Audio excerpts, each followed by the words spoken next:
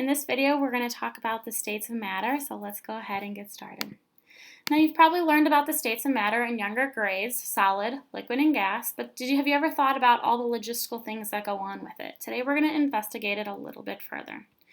There are three states of matter. You have gas, liquid, and solid, and as the temperature changes, whether it's going to increase or decrease, you're going to change from one to the other. So as the temperature decreases, and we think about water, it's going to become a solid. It's going to freeze and turn into ice. However, if you have an ice cube and the temperature increases, it will become a liquid. And then if it gets hot enough, it becomes a gas and it starts to boil.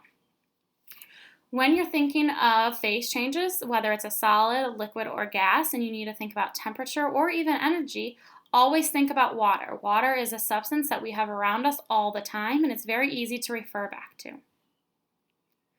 Some characteristics of gases. Gases have a high kinetic energy. Ke just stands for kinetic energy. The particles can separate and move throughout the container. So what does that mean? That means if someone sprays something, your garbage smells, the smell is going to move throughout the room. It's going to take the shape of the room. So the shape can change and the volume can change as well. There is no set shape or volume for a smell. If someone sprays something on one side of the classroom, you can smell it on the other.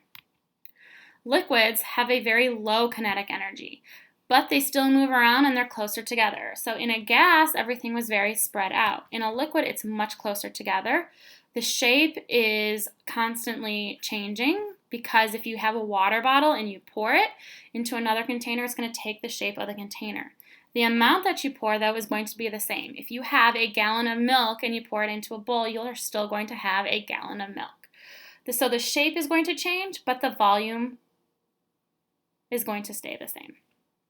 The third state of matter is a solid. They have very low kinetic energy, but they're still vibrating in place. So we could see that they're very tightly packed. It has a fixed shape you can use to measure it, and the volume is the same as well. You cannot change the shape or the volume unless you physically change it. So if you have a table or a couch and it's too large to fit into a room, you can't just squish it and make it smaller. It won't fit through the door. So oobleck is a funny one. Is it a solid or a liquid? Oobleck is depending on the state that it's in and the pressure that's put on it, it can be a solid or a liquid. I want you to go ahead and Google non-Newtonian fluid in slow motion and take a few minutes to watch the video. I hope you've learned more about solids, liquids, and gases today, and keep all these facts in mind as we move through this unit.